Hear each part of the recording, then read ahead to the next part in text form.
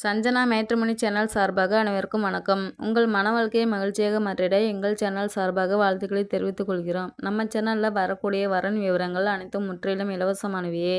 இது பெண் வீட்டாரின் முழுமன சம்மதத்தோடு தான் பதிவிடுகிறோம்.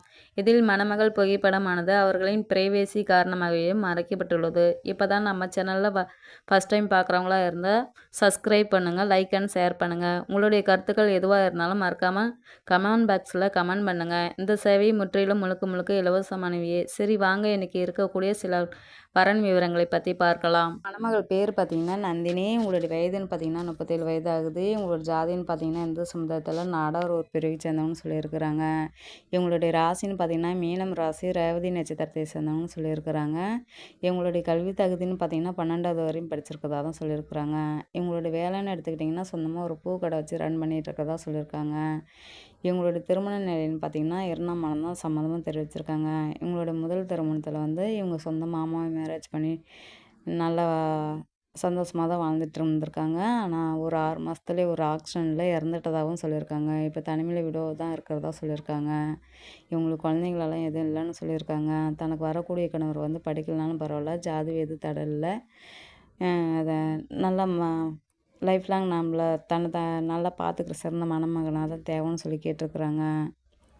இவங்களோட வீடு வசதின்னு பார்த்திங்கன்னா அடுக்குமாடி கட்டடம்லாம் இருக்கிறதா சொல்லியிருக்காங்க. இவங்களுக்கு படிப்பு கம்மியாக இருந்தாலும் ஆனால் சொத்து பூர்வீக சொத்து இருக்கிறதாகவும் சொல்லியிருக்கிறாங்க. கோல்டும் ஒரு 70 பவுனுக்கு மேலே வச்சுருக்கதா சொல்லியிருக்காங்க. தனக்கு வரக்கூடிய மணமகனுக்கும் கோல்டு போட்டு வண்டி வாங்கி தரதாகவும் சொல்லியிருக்கிறாங்க. இவங்களுடைய முகவரின்னு பார்த்திங்கன்னா தூத்துக்குடியில் தான் பிறக்கிறதா சொல்லியிருக்கிறாங்க. இந்த மணமகளை உங்களுக்கு பிடிச்சிருந்துச்சின்னா அந்த ஸ்க்ரீனில் தெரியுற இந்த மஞ்சள் முகவரிக்கு உங்கள் டீட்டெயில் எல்லாம் அனுப்பிச்சிட்டிங்கன்னா ஆஃபீஸில் அவங்களே உங்களை தொடர்பு கொள்வாங்க. அடுத்த மணமகள் பேர் பார்த்திங்கன்னா மணிமேகலை, வயது 37 வயது ஆகுது. இவங்களோட ஜாதின்னு பார்த்திங்கன்னா இந்து சமுதாயத்தில் ஆதி திராவிடர் ஊர் பிரிவை சேர்ந்தவங்கன்னு சொல்லியிருக்கிறாங்க. இவங்களுடைய ராசின்னு பார்த்திங்கன்னா மீனம் ராசி, ரேவதி நட்சத்திரத்தை சேர்ந்தவங்கன்னு சொல்லியிருக்கிறாங்க. எங்களுடைய கல்வி தகுதின்னு பார்த்திங்கன்னா டிகிரி முடிச்சுட்டு சொந்தமாக ஒரு மரப்பற்றை வச்சு ரன் பண்ணிகிட்ருக்கதா சொல்லியிருக்காங்க.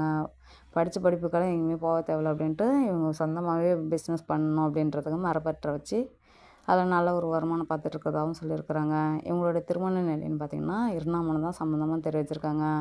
இவங்களுடைய முதல் திருமணத்தில் கணவர் கூட சில கருத்து வேறு காரணமாக பிரிஞ்சு தனிமையில் தான் இருக்கிறதா சொல்லியிருக்காங்க. சட்ட ரீதியாக டிவர்ஸ் வாங்கிடுறதாகவும் சொல்லியிருக்காங்க. எங்களுக்கு ஒரே ஒரு பொண்ணு இருக்கிறதாகவும் சொல்லியிருக்கிறாங்க. தனக்கு வரக்கூடிய கணவரும் ஏதோ டிகிரி முடிச்சுட்டு அந்த மணமகனாக இருந்தால் போதும், அவங்களுக்கு குழந்தைகள் இருந்துட்டாலும் எதுவும் பிரச்சனை இல்லைன்னு சொல்லியிருக்காங்க. ஜாதி இதெல்லாம் தடை இல்லைன்னு சொல்லியிருக்கிறாங்க. இவங்களுடைய வசதின்னு பார்த்திங்கன்னா வீடு வசதி, அடுக்குமாடி கட்டடம்லாம் நல்ல சொகுசான ஃபேமிலியாக வாழ்ந்துட்டுருக்கிறதா தான் சொல்லியிருக்கிறாங்க. இவங்களுடைய முகவரின்னு பார்த்திங்கன்னா கடலூர் தான் இருக்கிறதா சொல்லியிருக்கிறாங்க.